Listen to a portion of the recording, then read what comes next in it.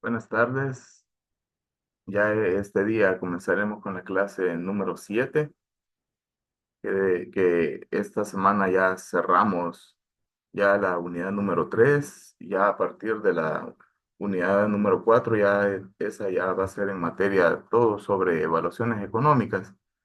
Les quería comentar que las notas, no sé si ya recibieron las notas, porque ya fueron enviadas al registro académico. Quería saber si ya las recibieron, las notas de todo el primer registro. Sí, doctor, ya las tenemos todos. Ok. Sí, yo quería estar seguro. Para esta semana sí va a haber una tarea que de hecho es la entrega del trabajo integrador, ya con el marco teórico incluido. No sé si tienen alguna pregunta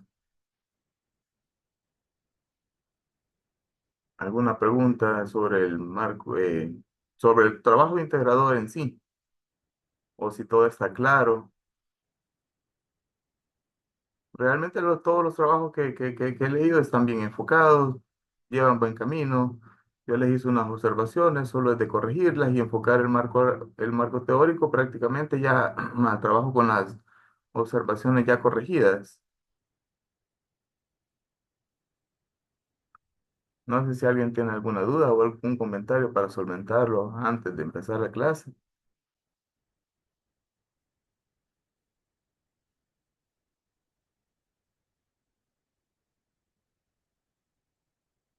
Si no, procederemos a la clase como tal.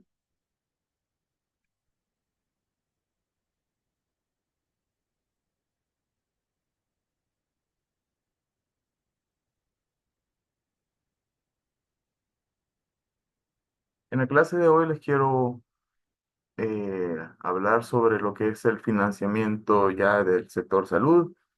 Me pueden interrumpir en cualquier momento. En sí, el financiamiento de la atención del sistema de salud lo van a centrar en tres objetivos, lo que es la movilización, la acumulación y la asignación de recursos. Todo esto va a ir enfocado a cubrir las necesidades de la población, ya sea de forma individual o colectiva. Y todo esto es parte de un sistema donde en el sistema de salud involucra a toda la población, no solo la población que recibe atención médica, sino a toda la población en sí, porque toda la población está expuesta a riesgos de perder la salud. Entonces, al final, toda la población se incluye dentro del sistema de salud, ya sea de manera directa o de manera indirecta. De manera directa tenemos a todos los que prestamos salud, personal de enfermería, personal médico, todos los hospitales, las instituciones que brindan directamente la salud, pero también hay organismos de manera indirecta que contribuyen a la salud. Por ejemplo, la educación, cuando están dando clases y de repente dan clases sobre un tema educativo, se convierten en, en una parte indirecta del sistema de salud. O también cuando un pariente se enferma y este pariente se enferma, la misma familia tiende a cuidar a ese paciente enfermo, también indirectamente están contribuyendo al sistema de salud. Entonces, quería que entendieran que la salud al final es colectiva, ¿verdad? Y todos los salvadoreños estamos involucrados dentro del sistema de salud. Entonces, todo eso necesita un financiamiento y que va a ir directamente ligado al sistema de cómo, el sistema económico de cada país.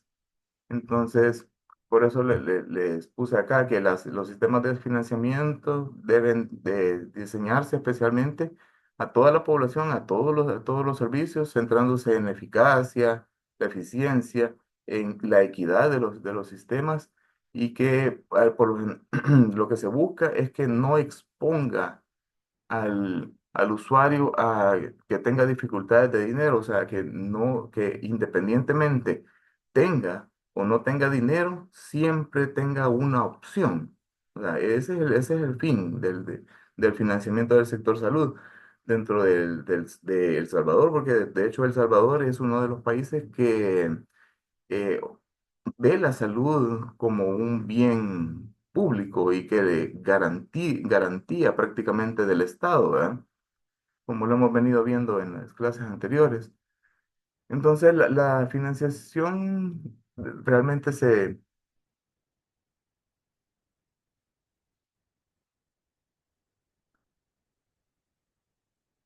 la financiación es el pago realizado como contraprestación por los servicios recibidos.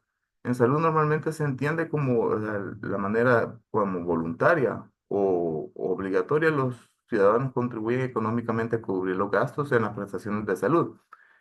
¿A qué se refiere esto? ¿De forma voluntaria o de forma obligatoria? Porque en sí siempre hay un pago. Siempre, siempre, siempre. Y siempre este pago debe ser financiado. Entonces, en el caso de acá, es en base a impuestos o en base a prestaciones como por ejemplo el Seguro Social, como lo vamos a ir viendo acá.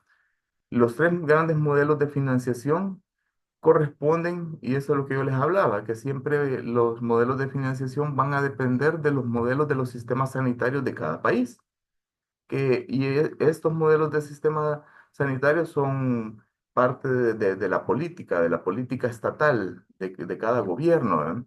Entonces, se dividen en tres grandes modelos, lo que son financiados por ingresos generales del Estado, que normalmente son por impuestos que se financian. En este, se trata de un sistema prácticamente económicamente cerrado y que impide la selección adversa de colectivos o de riesgos. No sé si saben qué es la selección adversa o alguien tiene alguna idea. La cuando oigan ustedes el término de selección adversa o selección de riesgos, eh, se, se refieren directamente a cuando hay mucha asimetría de la información, como por ejemplo en las compañías del mercado de seguros. En estas es donde más se ve la selección adversa porque siempre cuando hablamos de asimetría de la información es porque una parte sabe más que la otra. Entonces, eso puede hacer que la persona que se quiera asegurar, por ejemplo, sepa ella que tiene más riesgos y que de repente los oculte y que ellos son, como tienen más riesgos de salud, entonces tienden a ocultar información o ellos ya saben que son más propensos a tener más consultas. Entonces esto acá se, se contrarresta. Porque como todos son por impuestos, entonces la selección adversa de los colectivos no hay prácticamente porque todos van a recibir la misma atención, que tengan o no tengan algún riesgo. O sea, no les van a pedir, por ejemplo, que en las compañías de seguros que si ya tiene más de 65 años ya no los aseguran, por ejemplo. O si tiene una enfermedad X que sea una enfermedad catastrófica, ya no es elegible para ser asegurado. Entonces, a eso se refiere selección adversa cuando por A o B razón, depende de la situación personal de cada individuo, les puede ser negada la atención o no. A eso se refieren con selección. Por eso es que cuando se financian a partir de los ingresos generales, o sea, del ingreso público, entonces se evita la selección adversa. Y las características de este sistema es que la contribución de toda la población al sistema sanitario va a depender de la capacidad económica, personal o familiar y no del consumo de servicios. A eso se refería también con lo que les estaba explicando de la selección adversa, porque aquí no va a depender de cuántas veces consulta, o sea, de repente, por ejemplo, hay ciertas compañías de seguros que cuando por el pago de una prima, ya sea individual o colectiva, de repente tienen derecho a 5 consultas de medicina general, 3 de especialista, por ejemplo, y a ciertos gastos hospitalarios. O sea, si por A o B razón, por emergencia, es necesario hospitalizar, entonces solo les van a cubrir hasta cierto punto y ya lo demás lo van a tener que pagar ellos. Entonces a eso se refiere que aquí la contribución no va, depende de todo y no del consumo de servicios. La cuantía también de la financiación va a depender del sistema fiscal al que pertenecen. Esto es de lo que estábamos hablando en la clase pasada, o sea, que cuánto se va a financiar de los impuestos. O sea, esto como es parte del sistema fiscal central del gobierno, entonces va a depender de cuánto el mismo gobierno quiera invertir en el rubro de la salud, porque es parte del presupuesto general del Estado. Y los costes económicos asociados se van a diluir, de todos los servicios sanitarios que se presten, se van a diluir entre toda la población. ¿Qué significa esto? Esto significa que eh, todo lo que costó la atención de cierta parte de la población, porque aquí, pongámosle de ejemplo El Salvador, entonces en El Salvador está cubierta el 100% de la población. Porque si buscan, pueden ir a consultar al seguro, pero solo los asegurados. Pero aún esos mismos asegurados, si desearan pasar consulta en lo público, pueden ir pasar en lo público. Entonces, todos los costes de esas atenciones se van a diluir, porque lo que gastó al final de los casi 7 millones que somos de población de El Salvador, solo consultaron en el mes 1 millón, por ponerles uno, ese gasto, ese costo de ese millón que consultó, se va a diluir al final entre todos los casi 7 millones, a eso se refiere, y que la financiación se canalice en un solo flujo. Esto es lo que hablábamos del presupuesto del Estado, que el Estado es el único que da directamente, porque es del parte de los impuestos, y que todo lo que se va a gastar en salud va a ir directamente del Estado. Esto es en cuando todos los sistemas son financiados a partir de los ingresos de un estado en general, de un país. Otra forma de cómo se puede financiar el sistema de salud es de acuerdo a la actividad laboral. En el caso de aquí podría ser el seguro social. Entonces, que acá el derecho de la atención va a derivar de la condición de trabajador o cotizante y se va a extender a los beneficiarios, que en el caso del Seguro Social son los esposos o los compañeros de vida o los niños, los hijos. La contribución económica va a guardar relación directamente con el salario, que de hecho en el Seguro Social hay una tabla donde el 7% es el que da el empleador, el 3% lo da el trabajador y una parte también se financia del Estado. Es tripartita, de hecho. La progresividad va a depender de la organización del sistema en relación con los topes de cotización. Esto se refiere a que ponen techos. No sé si alguien conoce el techo del Seguro Social que quiera aportar algo acá.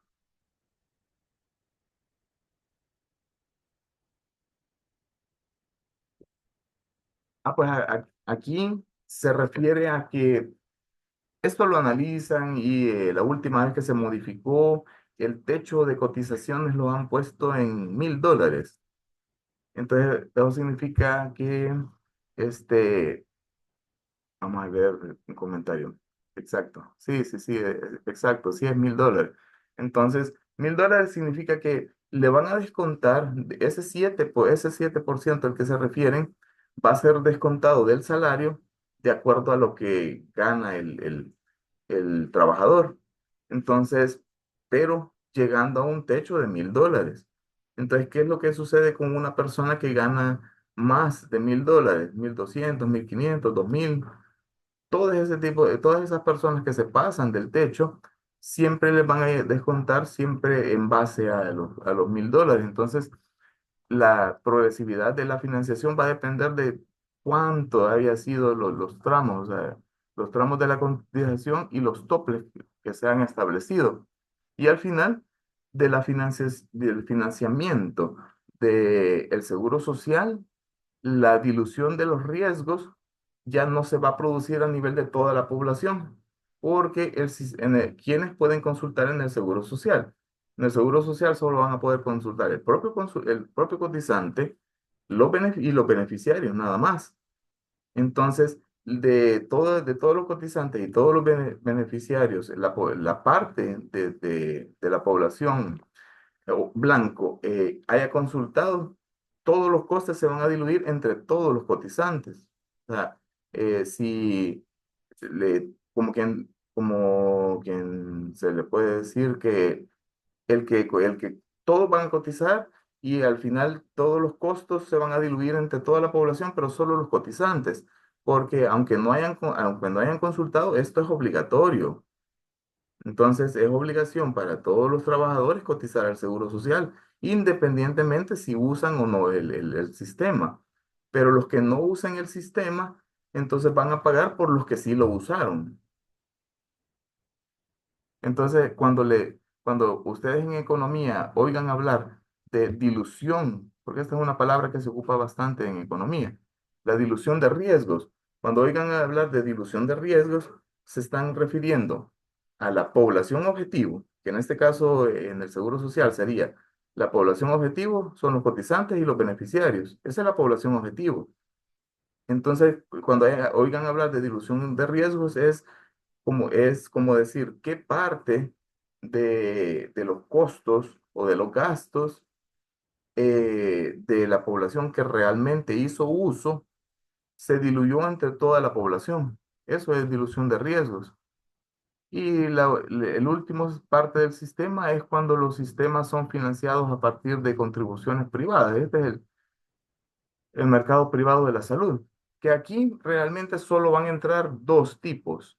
Van a entrar o los colectivos que se dan dentro de un seguro privado, hablando ya de las compañías de seguros privados, o ya el pago directo a los proveedores, o sea, el pago directo al hospital o a la clínica donde se consulta.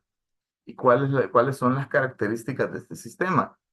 Que el derecho a la atención sanitaria va a derivar directamente del pago. O sea, es lo que les estaba explicando anteriormente, de que va a depender de un pago de una prima.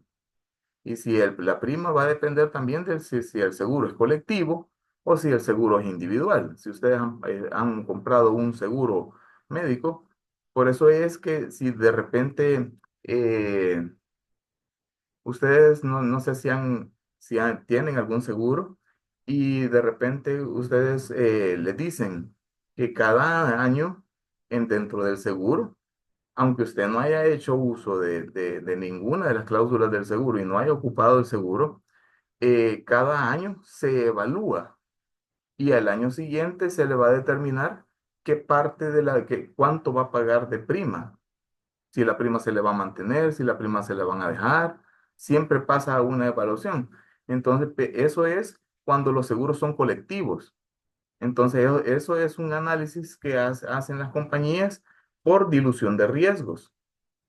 Porque si la población de asegurados son 500,000, por decirles algo, y de esos 500,000 hicieron uso del seguro 350,000, estamos hablando de mucho más del 60, 70% de toda la población que hizo uso del seguro. Entonces, ellos van a hacer una dilución de riesgos y van a diluir todos los costos que se ocuparon en la atención de ese seguro y lo van a diluir entre los 500,000 que están asegurados. Por eso es que todos los años la analizan, más que todo cuando están, y esto no aplica a todo tipo de seguros, no solo a los seguros de salud, sino que a los seguros de vehículos, a todos los tipos de seguros, depende de ellos le hablan del riesgo catastrófico. Otra de las características acá es que la aportación económica es la que va a establecer el proveedor o en su caso la aseguradora, que es lo que les estaba hablando, que ahí va a depender como depende de un contrato que ustedes hayan hecho. Y en el contrato está estipulado qué es lo que ustedes van a tener derecho y a qué no van a tener derecho de acuerdo a lo que ustedes hayan firmado en el contrato. Entonces, por eso se habla de que aquí, este va a depender directamente del proveedor o de la aseguradora, si le va a cubrir muchas consultas, le va a cubrir pocas, o lo van a establecer en base a cantidades monetarias, que ya no se va a diluir entre cuántas consultas tiene derecho y cuántas no, sino que tal vez el seguro tiene $70,000 anuales, por ejemplo. Y esos $70,000 anuales van a ir descontando de acuerdo a las consultas, de acuerdo a los medicamentos, de acuerdo a las hospitalizaciones que ha tenido, y se los van a ir descontando, ¿sí? Entonces, pero eso no lo pueden tocar ustedes, o sea, prácticamente depende de la oferta, porque la demanda no puede interactuar acá, más que agarrar los paquetes que les vendan ellos. La cobertura depende de la capacidad económica individual. A esto se refiere a que aquí van a poder hacer uso de seguros individuales o colectivos los que puedan pagarlos. O sea, si no pueden pagar o no quieren, no están dispuestos a pagar cierta cantidad para hacer uso de un seguro privado, entonces no lo van a pagar. Por eso depende directamente de la capacidad económica individual. Y la dilución de riesgos es mínima. ¿Por qué va a ser mínima? Porque aquí depende, si el seguro ya de por sí, dentro de El Salvador, es poca la población que hace uso de los seguros privados. Y la mayoría de personas que hace uso de los seguros privados no los agarran directamente individuales, porque las compañías de seguros al final venden o seguros privados individuales o seguros privados colectivos. Entonces la mayoría se van por los seguros privados colectivos. Entonces por eso la dilución de riesgos es mínima, porque para empezar la población que atienden es poquita, entonces la dilución siempre va a ser poca y si ya es individual, pues ahí ya no hay ninguna dilución. O sea, ahí va a depender de lo que usted usó, así le va a ser la prima del otro año. Y aquí el coste ya está directamente relacionado con el riesgo individual y que genera servicios abiertos. Abiertos significa que cualquiera puede entrar y salir cuando quiera. O sea, cuando quiera se puede salir del seguro, cuando quiera pueda entrar. Y si se quiere cambiar entre una compañía u otra, pues puede cambiar entre una compañía u otra. Están completamente libres. A diferencia de los dos anteriores. En el anterior del Seguro Social es obligación pagarlo. Y en el caso de arriba, que es financiado por el Estado, ahí todo se financia por impuestos y por el presupuesto.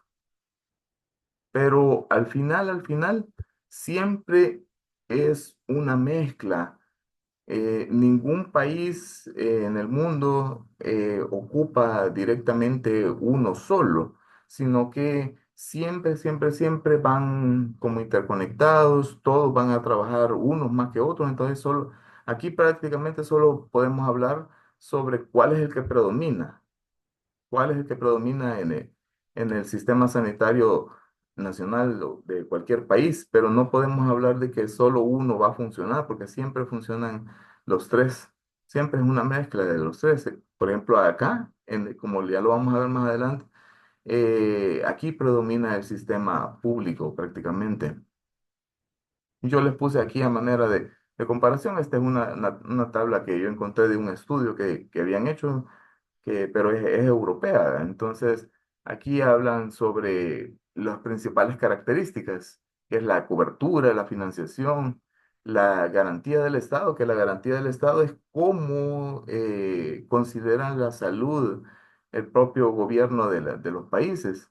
Entonces, si la concepción de la salud en la mayoría de países, en la mayoría, siempre la consideran como un derecho bien tutelado de los poderes públicos. Eh, ya les había hablado de los bienes tutelados. Los bienes tutelados son aquellos los bienes que el gobierno considera prioritarios para la salud y que el mismo gobierno piensa que si se los deja al libre consumo, a que todo se rija por la oferta y la demanda, entonces van a haber cierta parte de la población que se va a quedar sin los servicios. Entonces a esos bienes que son de esa categoría, a esos son el gobierno los considera bienes tutelados, por lo tanto, se hace cargo mejor de esos bienes. Por ejemplo, si aquí en El Salvador dijeran de repente, eh, vamos a dejar de patrocinar la salud y vamos a dejar que la libre oferta y la demanda de servicios de salud se haga cargo de toda la salud de El Salvador, ¿qué creen que pasaría?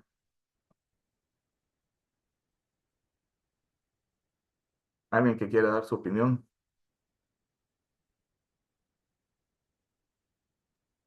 Doctor, en ese caso, como no todo mundo va a va a tener al alcance eh, los sistemas de salud privado, entonces todo va a decaer, tanto la economía, porque una persona enferma no puede trabajar, entonces no va a tener ingresos y la economía iría de caída, ¿verdad? Y se complicarían todos los sistemas.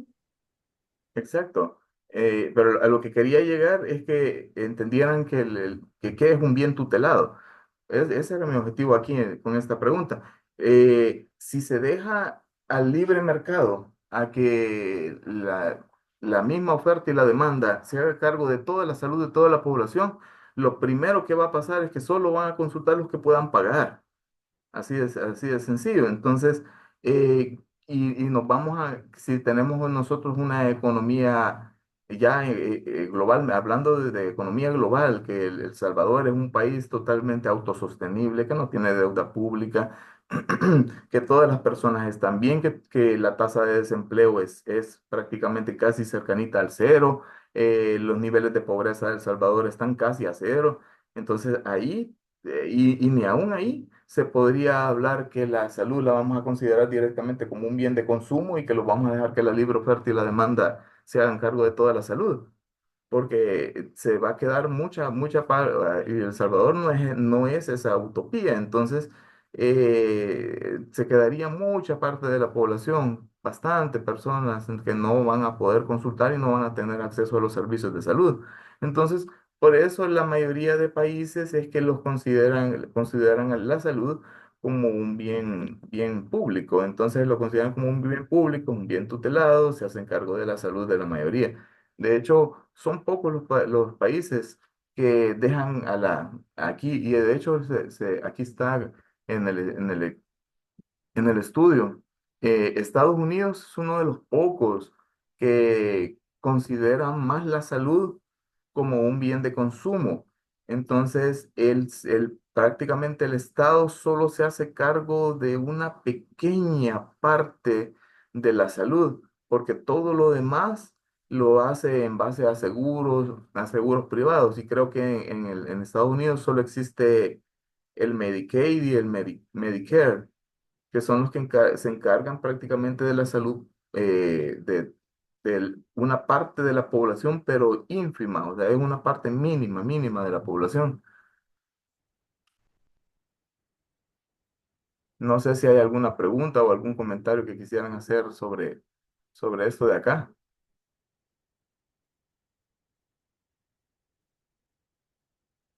Esto es están interactuando prácticamente, cómo interactúa la forma de ver la salud del Estado y cómo interactúa con los servicios de salud que ofrecen y cómo los van a financiar.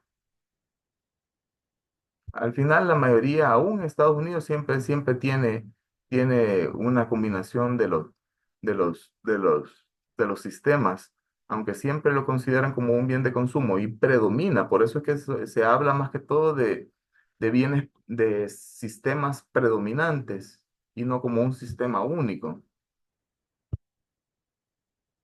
Entonces, ahí es cuando surge la problemática, o sea, la problemática del modelo de financiación va a ser de cuánto debe gastar un país en salud, de dónde tienen que provenir todos los recursos y cómo los vamos a asignar. O sea, es el problema económico, ¿verdad? Del que ya hemos hablado. Entonces, ¿cuánto debe gastar en salud un país?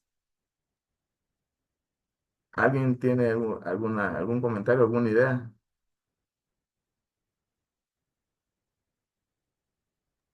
Era el 6% del PIB. Exacto, sí, sí, de hecho, la OMS se mete mucho, mucho, mucho en estos temas. Entonces, eh, hola, pues sí, me escuchan. Sí, doctor. Sí, ok. Es que pensé que se me había quedado congelada la imagen. Eh, la salud se mete bastante, la OMS se mete bastante en estos temas y ha determinado que es el 6%. Entonces, que si tienen que ser el 6% de todo el PIB, lo que se invierta en salud. Entonces, ¿de dónde van a provenir los recursos? Aquí este es uno de los debates. Todas estas tres preguntas son temas de debate económico.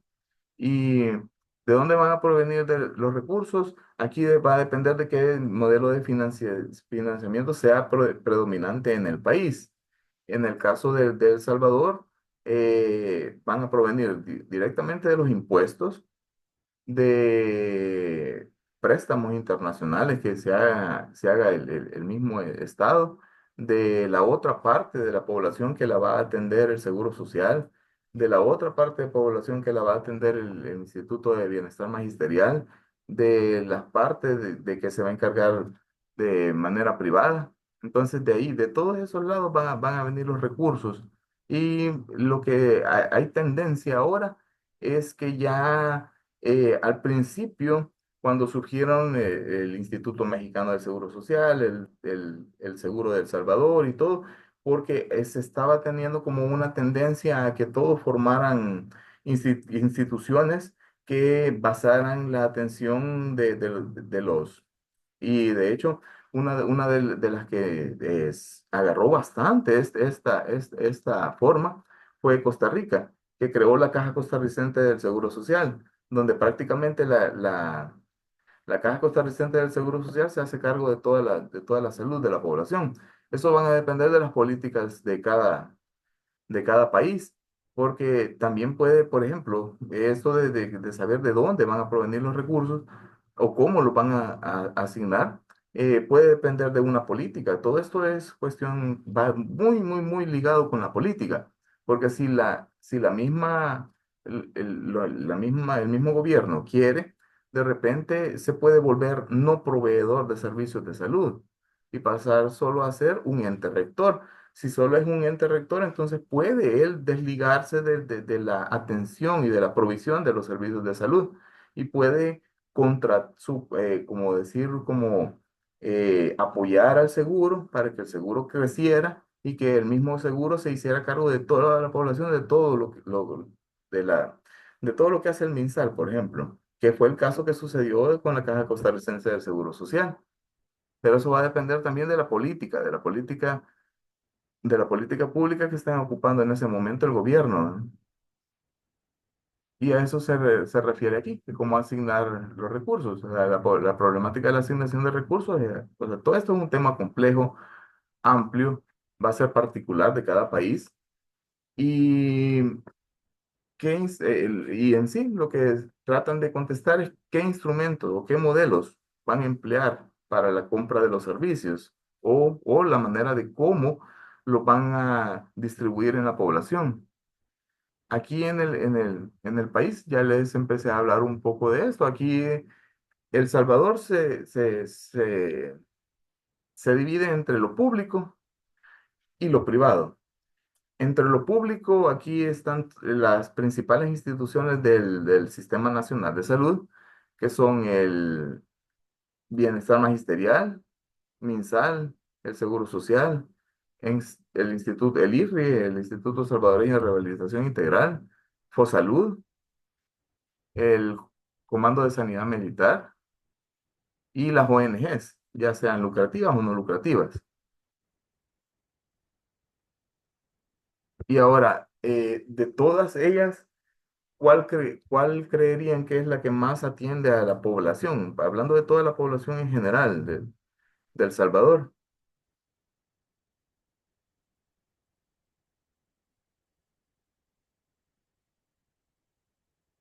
de toda la población del Sería el Salvador, MinSal, ¿quién es la que más atiende? Alifosalud. Exacto, sí, sí, sí, exacto. Siempre es el MinSal. El MinSal es el que aporta la mayor parte, o sea, el financiamiento del MinSal es que procede de la mayoría de recursos del gobierno central. Y de hecho, por eso es que se encuentra dentro del presupuesto general del Estado, porque al final del presupuesto de todo casi cercano al 6% que está aportando el gobierno a salud, la mayoría de este 6% se va a ir al MinSal y lo van a determinar así porque el MinSal es el que más aporta, o sea, es el que más población atiende a todos los salvadoreños. De ahí el otro es Fosalud. Fosalud tiene de dónde agarra los fondos para funcionar. Este va a representar de todo el 100% de los impuestos que se le da a las bebidas alcohólicas, a los productos derivados del tabaco, a la regulación de armas y municiones. El 35% de los ingresos que se recaudan en impuestos y gravámenes que se les da a estos rubros los da para Fosalud.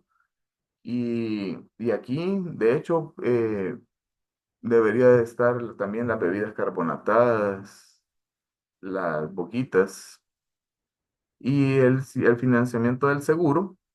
Aquí es tripartito.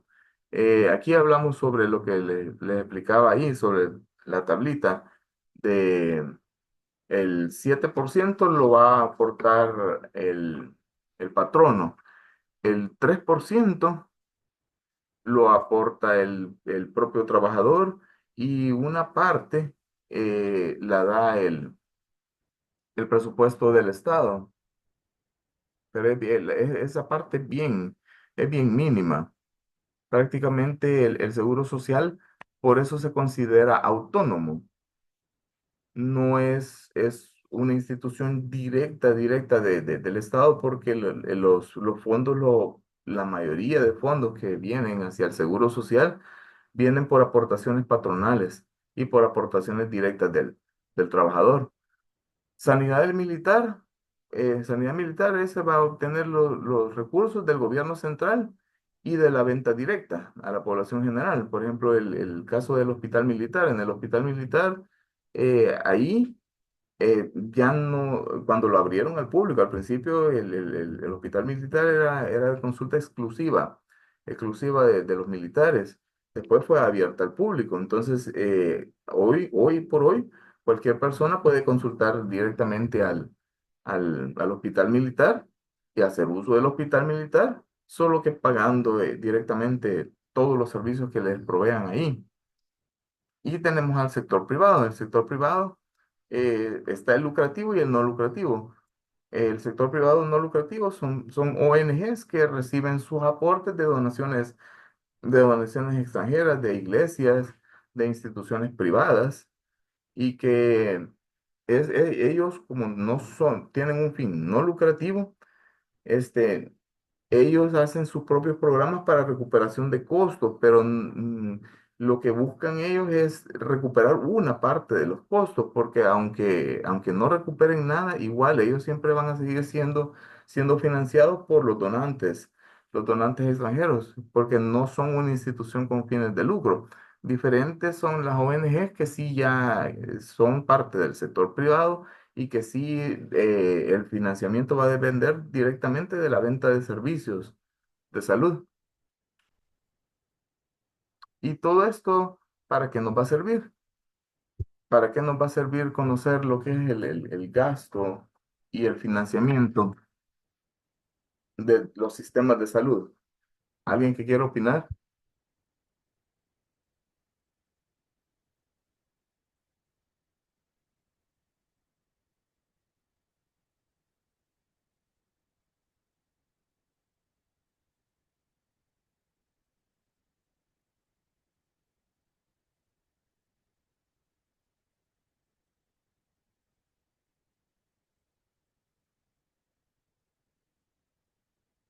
Doctor, ahí mismo decía usted que eso no servía para la toma de decisiones de las diferentes políticas. Exacto, sí, sí, sí, sí. Disculpen que me quedé así, pero a mí se me ha congelado mi pantalla de, de la cámara. Entonces pensé que no, que me había congelado del todo. Sí, exacto. Para eso sirve. Sí, Elizabeth Chan Chan. Sí, realmente, si nosotros sabemos cómo funciona el sistema de salud, sabemos cómo se financia, entonces al nosotros proponer proyectos o elaborar políticas o estrategias para algún tema de salud en específico, pues la valoración de qué tan viable podría ser ese proyecto o esa política se nos hace un poco más fácil porque ya entendemos de dónde podrían venir esos recursos y la sostenibilidad del proyecto que nosotros queremos, ¿verdad? Sí, exacto. O sea, el conocimiento, por eso es que quería traerles aquí a la clase lo que es el financiamiento y el gasto de salud, porque depende del financiamiento, depende del gasto, o sea, todo esto les va a servir a ustedes para formular políticas de acuerdo al nivel que ustedes estén trabajando, entender cómo es que funcionan las políticas, entender que son parte de un sistema, entender que las decisiones al final van a afectar, o sea, y que siempre, siempre, siempre tengan en cuenta que siempre tienen que ser tomadas en base a la equidad y la eficiencia, porque esa es la parte vital de todo. O sea, si todos los recursos se asignaran de manera equitativa y de manera eficiente, o sea, todo el sistema va a funcionar bien. Ese es el objetivo principal de conocer el financiamiento y el gasto. Y de ahí, aquí vamos a hablar sobre gasto, los gastos nacionales en salud. El gasto nacional en salud. En sí, la OMS lo define como el valor de la suma de todos los gastos públicos y privados que hacen en bienes y servicios para el cuidado de la población y de una determinada economía en base a un periodo de tiempo determinado, que por lo general es un año, y siempre lo miden como porcentaje del Producto Interno Bruto. Entonces, ya ahorita que ya más o menos ya entendieron qué es el Producto Interno Bruto, hoy sí entienden por qué es que el gasto nacional en salud se basa en el Producto Interno Bruto, porque si lo que queremos averiguar es cómo está funcionando un país, entonces necesitamos saber qué parte del Producto Interno Bruto se está ocupando para gastar en salud. Porque si se está ocupando mucho del Producto Interno Bruto para gastar en salud, entonces significa que las políticas y acciones que está haciendo el país no están funcionando, porque aún y cuando se invierta lo que se está invirtiendo en salud, no está manteniendo la población sana. ¿Sí? O sea, para esto sirve entender todo esto. Entonces, ¿qué significa? Que puede ser que si mi población no está sana y el indicador me sale muy alto, entonces significa que quizás no estoy invirtiendo la cantidad necesaria que debería de invertir para mejorar la salud de mi población y para que mi población al final se me haga más productiva y más provechosa y me regrese a mí como impuestos. ¿Sí? Entonces todo esto es una cadena y por eso hablan que todo esto tiene mucho, mucho, mucho que ver con la política nacional que ocupan en salud. Y esto ya lo habíamos más o menos hablado, la conformación del sector salud. Aquí tenemos en El Salvador el sector público en salud y el sector privado de salud. Dentro del sector público de salud. Tenemos al MinSal, al Ministerio de Salud, al Instituto Salvadoreño de Seguro Social, al Instituto de Bienestar Magisterial, al COSAM, que es el Comando de Sanidad Militar, a la Dirección Nacional de Medicamentos, que de hecho esta Dirección Nacional de Medicamentos, que ciertas funciones van a ser asignadas recién creada, porque acaban de crear una que se llama Superintendencia de Regulación Sanitaria, creo que le han puesto así. Entonces, como que la Dirección Nacional de Medicamentos va a pasar a ser parte de la Superintendencia de Regulación Sanitaria, el Consejo Superior de Salud Pública, otras entidades de gobiernos locales, las empresas públicas. Todo eso es parte del sector público de la salud. Y la nueva que de hecho todavía creo que no la han creado, que es la que iban a crear, que es de la Federación Salvadoreña de Médicos, pero creo que esa todavía no está claro todavía cómo va a funcionar. Y el sector privado de la salud. El sector privado, aquí van a estar los hogares, las compañías de seguros y las ONGs. Y aquí les traía un poco a cuenta que vieran estas tablas, porque en El Salvador siempre ha habido una variación entre el gasto nacional de la salud en las últimas décadas y eso todavía es vigente, que siempre ha habido un aumento en el gasto nacional en salud. Y por lo general, siempre este gasto nacional en salud siempre viene hacia lo que es el MinSal prácticamente. O sea, el gasto nacional en salud siempre hace que la gente busque más lo público, porque aquí estamos enfrentando lo público contra lo privado. Entonces, siempre el gasto nacional en salud, acuérdense que el gasto nacional en salud es, creo que lo vamos a ver más abajo, es una tablita que yo les puse acá. El gasto, cuando le oigan ustedes hablar del gasto nacional en salud, se están refiriendo a los dos. Se están refiriendo al gasto privado y al gasto público. Cuando oigan hablar esta palabra de gasto en salud, en economía, significa el gasto público más el gasto privado en salud. Entonces, ¿cómo ha sido la tendencia? Lo que quería que vieran acá es la tendencia de cómo es la composición del gasto nacional en salud hasta el momento. Esta tabla es del 2017, pero todo esto todavía está vigente.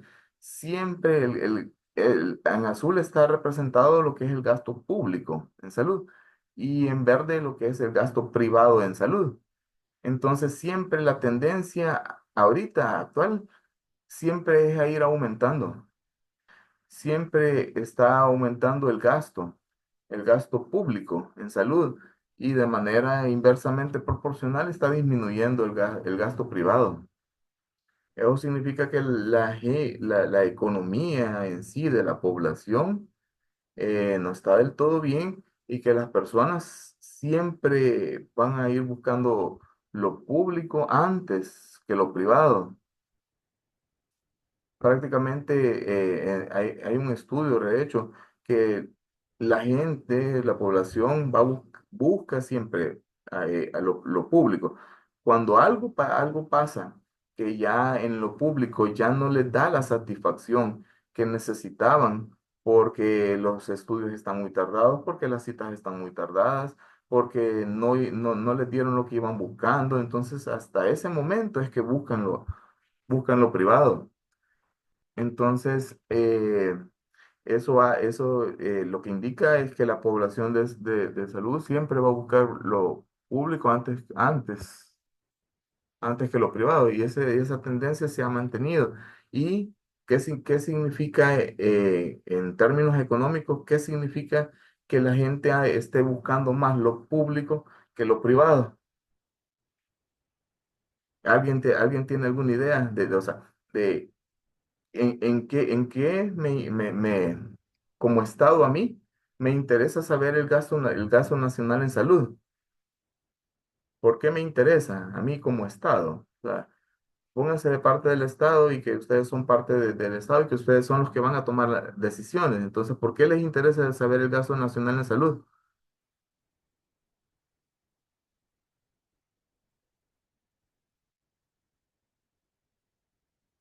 El gasto nacional en salud, visto desde parte desde el punto de vista del Estado, les sirve porque ahí les está indicando a dónde es que está consultando más la gente. Entonces, por lo tanto, a mí como Estado me interesa saber qué parte de toda la población que yo le ofrezco la salud me está realmente consultando y me está gastando a mí.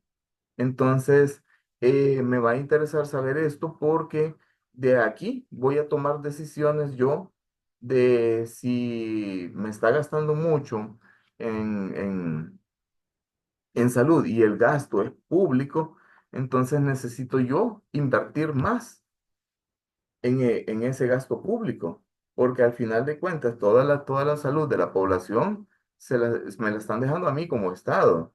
O sea, porque la propia población por su cuenta no está buscando mucho consultar en lo privado, entonces todo el gasto le cae al Estado. Entonces, para eso que le interesa bastante saber sobre el gasto público en salud. Entonces, ¿qué es el gasto público en salud? El gasto público en salud está formado por todos los gastos corrientes, los gastos recurrentes, por los gastos de capital que provienen directamente del sector público y que están destinados a prestar servicios de salud de todo tipo. Entonces, el gasto nacional en salud, quería que se llevaran esto, que el gasto en salud de un país está compuesto por el gasto público y el gasto privado. Están los dos. Y aquí les traigo yo unas tablas sobre la composición del gasto nacional en salud por agentes de financiamiento. Eh, el, si se fijan acá, el mayor porcentaje siempre es de las instituciones públicas. Las instituciones públicas están representadas acá, 59. Estas son las empresas de seguros, lo que está marcado en rojo, y estos son los gastos directos de hogar. Pero si se fijan la tendencia que ha llevado, siempre es a ir creciendo el gasto público y a ir disminuyendo el gasto privado. Esto se mantiene. El gasto público, aquí esas son las características del otro, o sea, son las características del gasto público en salud. El de lo que podemos sacar de estas tablas, en el gasto público en salud, en El Salvador ha ido aumentando con el tiempo y por lo general está en sintonía con la mayoría de países centroamericanos. Esto se ha visto como tendencia, la tendencia siempre se ha mantenido y siempre es inversamente proporcional, que durante el mismo periodo de tiempo el gasto público en salud aumenta mientras que el gasto privado en salud disminuye. Y que la mayoría del gasto, la mayoría del gasto de hogares, de los de la tabla ahí, siempre fueron asignados más que todo a medicinas, productos o servicios de salud. Y de estas, siempre fue entre las instituciones del sector público, fue el MinSal el que representó la mayor parte del gasto público en salud. Por eso es que el presupuesto del MinSal viene, ustedes han hablado hablar de fondos GOES. ¿Sabes qué significan fondos GOES? Que todo el financiamiento del MinSal viene directo de parte del Estado, directamente del presupuesto general de la nación. Esto es una gráfica sobre el gasto público en salud como porcentaje del Producto Interno Bruto, comparando El Salvador con los demás países. Este país que ven que la mayoría de todos están aquí, están en medio, porque se mantiene en sintonía. Todos gastan casi lo mismo en salud a nivel del porcentaje del PIB. Solo el único que destaca aquí arriba es Costa Rica, porque Costa Rica es una excepción a la regla y es el que más invierte en salud. Y si se fijan, aquí Guatemala, por lo menos en esta década que se sacó esta tabla, no invertía mucho. Este es el gasto público per cápita, que igual aquí se ha mantenido, casi todos van en la misma. De hecho, El Salvador está mezclado acá. Todo el gasto público per cápita, cuando les hablan per cápita es dividir el, el resultado de un valor, que en este caso es el gasto público, dividirlo entre entre los habitantes de la población del lugar donde le estén midiendo. Siempre que les hablen per cápita es solo recuerden eso, el valor dividido entre toda la cantidad de habitantes de la población en estudio. Y el gasto público, privado y gasto de bolsillas de familias, siempre ha sido en tendencia a ir para abajo. Esto es lo que se está viendo acá. El gasto de bolsillo siempre para abajo, siempre la tendencia ha sido a ir disminuyendo.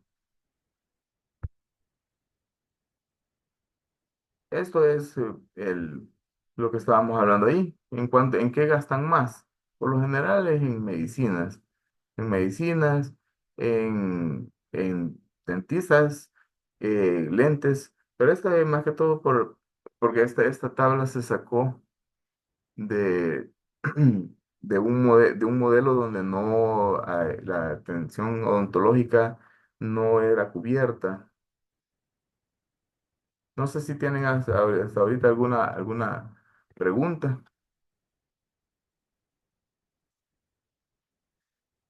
El gasto privado en salud es principalmente cuánto gastan directamente los ciudadanos en salud, ya sea en compra de seguros privados o pago directamente a los servicios.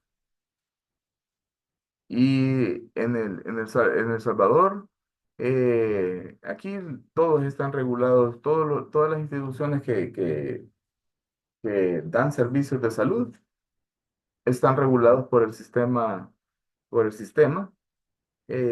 con un ente contralor que es el Consejo Superior de Salud Pública.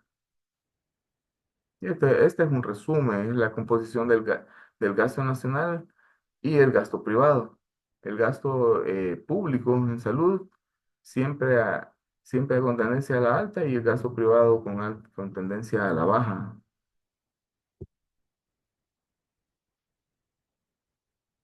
El gasto público en salud respecto al porcentaje del PIB. Este realmente es un indicador. El gasto público, este es lo que ya habíamos hablado, porque lo que quería que entendieran aquí es que es un indicador de la prioridad de cómo la sociedad asigna la salud de la población. Entonces, por eso es tan importante el entender cómo es el gasto público en salud, porque de acuerdo a cómo analicemos nosotros la prioridad de que un gobierno le da hacia la salud de la población, podemos hablar de mejoras o de proponer planes o políticas públicas que busquen mejorar la salud en términos de equidad, eficiencia, eficacia. Y por eso es que quería que entendieran qué significan, de dónde salen y qué es lo que contiene cada porcentaje.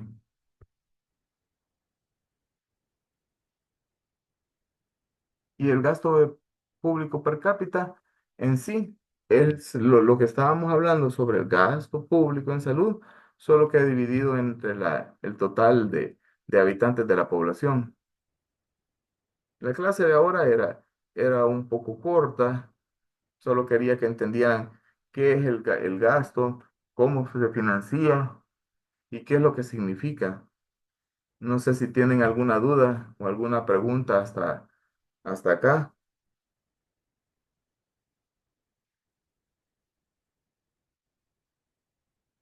les voy a dejar de compartir. Esto era la clase. La clase de hoy realmente era el final de lo que es el financiamiento y gasto del Sistema Nacional de Salud. No era, no era mayor material.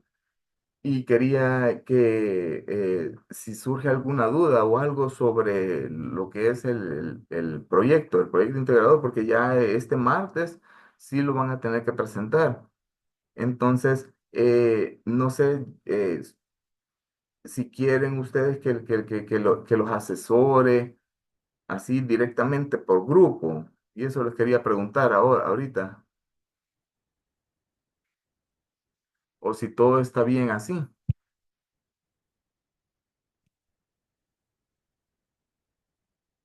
Ya a partir de acá, ya después de la presentación del marco teórico, ya prácticamente vamos solo a ejecutar, solo vamos a ejecutar nada más.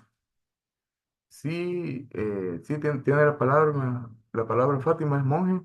Eh, Doctor, solamente una duda. Dígame. A nosotros en las observaciones nos colocó señalado ciertas como secciones de párrafos donde nos puso que ese podía ser nuestro marco teórico. Entonces tendríamos básicamente que mejorar la introducción porque esa era nuestra introducción. Ujú, sí, sí, En ese caso sí es, ¿verdad? de hecho, Y lo haríamos con la estructura que nos ha colocado en la semana 7. exacto, sí, sí, Ok, sí, ok, eso muchas sería. gracias. Por eso les preguntaba, porque yo por mí no hay problema y podría estar dispuesto a hacer una reunión general que ya tocaría de hecho directamente solo los temas pero ya esa reunión me gustaría, si la hacemos, si la concretamos ahorita, me gustaría hacerla, pero cuando ya presenten el marco teórico, o sea, presentamos el marco teórico, lo leo, lo evalúo y sacamos las observaciones y esa reunión podría ser previa a la presentación final, porque ya después de esta entrega, que es la del marco teórico, ya solo quedaría una, ya es la ejecución total, ya de lo planteado, ¿verdad? Entonces, tenemos que dejar bien claro lo planteado para que al momento de ejecutarlo, o sea, lo ejecuten de la manera correcta. Entonces, eso es lo que les quería preguntar ahora que si ustedes quieren, por mí no hay problema y yo estoy dispuesto. Eh, lo podríamos planificar, podría hacer yo, no sé si prefieren que sean reuniones grupales, o sea, una por grupo de unos 15 minutos por cada grupo, o hacemos una reunión general. Y ahí no es necesario que estén todos los del grupo, o sea, podría estar un representante de cada grupo o si quieren estar los tres, pues no hay problema. O si Sí, hacemos. doctor, está bien. Pero eso es lo que les quería preguntar, que cómo la prefieren. Si preferirían que fuéramos grupo por grupo o Sí, en... quizás en grupo. Ok. Aunque la reunión general está bien porque a veces no todos los del grupo tienen disponibilidad de tiempo. Por Entonces, eso con le... que haya un representante bastaría como para, Exacto. Ujú. ajá, ujú. No, y también de repente, por ejemplo, si la hacemos grupal, grupal me refiero a que estén todos los grupos juntos, o sea, como sería solo una reunión directamente solo para tocar los temas, directamente solo para los trabajos. Entonces podría ser que un tema esté relacionado o que vayan más o menos acorde con lo que ustedes están investigando y ustedes van a oír lo mismo que les estoy, ajá, que yo les estoy diciendo a otro tema y lo pueden agarrar ustedes, para ustedes mismos. Por eso proponía yo que fuera una general. Y ahí, o sea, si quieren estar todos, pues estamos todos, pues no hay Sí, está problema. bien. Ajá. Sí, doctor, fíjese que nos parece para poder escuchar las demás observaciones, porque hay veces que las observaciones que se hacen para un grupo nos pueden ayudar también a nuestro grupo. Ujú, ujú. Entonces, sí, bueno, como grupo, mi grupo creería yo que sí fuera bueno que sea en general, ¿verdad? Sí, va. Ok, sí, Judith tiene la palabra. Sí, doctor, acabo de hablar, que Ah, sí perdón, perdón, fuera, perdón. bueno, con todo el grupo. Ok. Entonces, esa reunión la voy a proponer, eh, se la voy a, como ustedes van a ejecutar la entrega del marco teórico, vamos a tardar el martes. Entonces, el martes mismo se sube la siguiente clase. Entonces, ese día le voy a proponer, vamos a proponer qué día nos vamos a reunir, ¿sí? Sí, o lo podemos plantear el siguiente sábado también, porque la reunión sí tendría que ser después de que haya revisado ya todos y cada uno de los trabajos, con ya incluido el marco teórico. Solo ahorita Sí, está bien, doctor. se los traía a mención, porque estaba pensando hacer esto. Se los traía a mención, así ya en la próxima clase ya lo dejamos estipulado, ahí estipularíamos el día que Doctor, quería y una asistir. pregunta, perdón, solo Sí. pregunta, y en la clase del día sábado, en la que estamos la mayoría, ¿no podríamos hacer en esa clase la reunión para que aquellos que trabajan por noche o por turnos no se pueden conectar siempre? Ujú. Eh, Entonces, en la clase no se podrían tocar esas dudas. Hola, para, doctor. para no Y hacer la reunión. también, Ujú. no, y también sería bueno que tuviéramos la reunión cuando ya estén calificados los temas, porque ya usted va a tener hechas las evaluaciones de cada grupo, Exacto, considero. exacto. Eso es lo que eso es lo que yo les estaba mencionando, de que yo necesitaría que me entreguen el material el martes para yo tener, por ejemplo, martes, miércoles, jueves, viernes para calificar. Ya para el sábado yo ya estoy preparado para la reunión. Ajá. Y de hecho, o sea, si ya estuviese preparado para la reunión ese martes, perdón, el sábado, sí podríamos hacer tal y como dijo la compañera ahí, que podríamos hacer la reunión terminando la siguiente clase. O sea, damos la clase del martes, de ahí entrarían a la siguiente clase y al salir de esa clase podríamos hacer ya la reunión directamente de los trabajos. Solo que al terminar la clase, doctor, suya, nosotros nos conectamos con el doctor Sorto a Ajá, otra clase. a eso me refiero. Ajá. Cuando terminen esa clase del doctor Sordo, entonces ahí nos podemos reunir nosotros. Por el Sí, tema que me acaban de sería explicar. tipo 5:30. Ajá, exacto. Sí podría ser así. O podría ser otro día específico que ustedes me pueden proponer también. Por eso ahorita solo se los mencioné. Porque ahorita solo se los estoy mencionando. Porque si quieren pueden ponerse de acuerdo ustedes y estipular un día específico dentro de la semana que a ustedes les quede bien. Y podría ser después de las 8 de la noche. Después de las 8 de la noche, por mí no hay problema, yo tengo tiempo a esa hora. La podríamos Idealmente hacer. usted pónganos el día, doctor, porque, como le repito, mejor así todos nos podemos organizar con un día en específico que usted nos dé. Sí, y de hecho es lo que yo les mencionaba que también que no es necesario que estén los tres del grupo, o sea, podría estar solo uno y ese representarlos y se les comunica a los demás del grupo. Sí, está bien, solo que ya tendría que estar Sí. con las notas, los trabajos Sí, sí, y sí, lo que usted considere que está mal o está bien para sí, que, o sea, de ahí tomemos parte para arreglarlo, ¿verdad? sí, exacto, sí, Bueno, sí. entonces nos quedamos a que usted nos diga qué día cuando ya tenga todos los trabajos. Ujú, exacto. Gracias, doctor. Bueno, ok.